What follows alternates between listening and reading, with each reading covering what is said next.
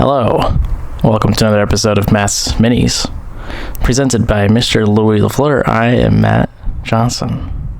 Yes, season 3 has ended, but I may have ended it prematurely, because there was a big summer movie that I forgot to include since I watched it after the last episode. And I simply don't think my Matt's Minis viewers would forgive me for not discussing it. So with that being said, we got a nice little episode here for one movie, which is F1 the movie by Jay Kaczynski, 2025. Yes, Mr. Brad Pitt driving in the F1 cars.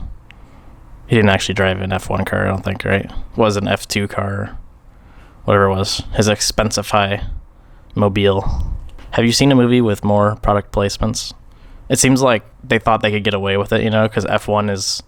the amount of ads in F1 everywhere is insane anyway, So they're like, we'll just put all those ads in the movie, make it more realistic, because then it doesn't count as ads, maybe, if you're a very forgiving type of person, I guess. But yeah, as an F1 fan and watcher for a few years now, this movie was quite bad.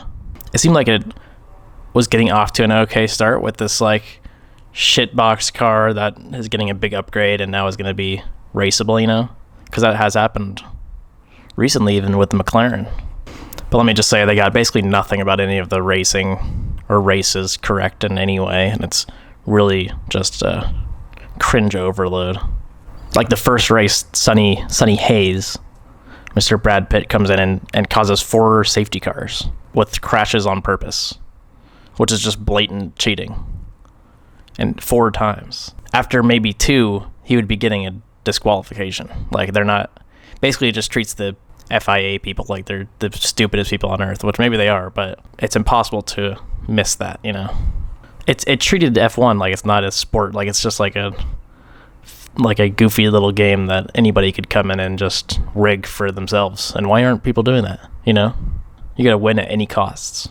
There's also this whole concept of creating a car for combat, and the team is chanting combat at one point, and it's like, I don't know, it was just very funny. There's no really clear explanation as to what's going on. They showed a little bit of side part shaved off or something. I don't know exactly what this was all about. Just funny how they wanted to make an F1 movie, but not actually for people who like F1. It's basically just for moms that love Brad Pitt. That's all the movie's really for, in my opinion. And it's also over 2.5 hours. Completely unnecessary. It's longer than an F1 race. You can watch an F1 race and it's be a million times more interesting than anything you'll ever see in this movie. Brad Pitt and Javier Bardem also just completely phoning it in as old man bros. Brad Pitt's definitely just doing this Billy Bean from Moneyball. He's no different in any way. They also lean hard into this anti-technology stuff for a little bit, because Brad Pitt's just bringing his old wily gray fox ways that he knows how to win the races.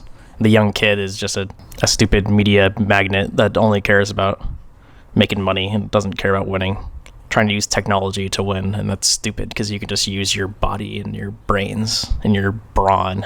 It's just the opposite of F1. It's a full technology sport at this point, you know what I mean? Just idiotic choices left and right in this movie, in my opinion. For my Matt's Minis movie mobiles in the movies, the big reason I had to do this little special edition episode, because I've even mentioned it multiple times in this season alone, that the Matt's Minis moving mobiles in the movies was basically made for F1 the movie. So it wouldn't be right to not give it a 10 out of 10. There's one awesome crash that mirrors an actual F2 crash that happened, but it was mostly making me think about Michael Mann's Ferrari when that car goes flying. But he did quite a few more barrel rolls this time. But yes, of course, very exciting. The racing sequences are pretty funny. There so many times it does this 180 cam where it's showing, the point of view of the race car, and then it flips around and it shows the driver. And they do that. He does it 20 times, I swear. And then sometimes it's flips 90 degrees to see the car next to him, and then 90 more degrees to see the driver. And it's just after a while you're okay, yeah, I get it. I still didn't really feel that much else new that's not just any F1 race that you get from the cameras, from the cinematography. Maybe a little bit of cool stuff, but Nothing that made me like, oh, this is totally worth it. Worth this 2.5 hour piece of shit movie. Just a couple cool drives and some very funny three-way fight for the win, you know, at the end, which happens all the time. There's always got these two cars. You got to team up. They were so into the team games in this, which is just funny. It probably seems like a little bit of commentary on current F1 because they almost never like work together as a team, really. Like a little bit, sometimes people do, but especially not at the top. They're like the McLarens right now. They're the best car, and they're just fighting each other all the time. Like they're like, "Fuck you," you know what I mean? Like we ain't playing no team games. I mean, it happens a little bit, but in this movie, they took it to the furthest extreme, you know. So, anyways, that's pretty much all I had to say about that. Dumb movie, but it has to get the 10 on the Matt's Minis movie mobiles in the movies. So. He's now using the track reduction system to get past.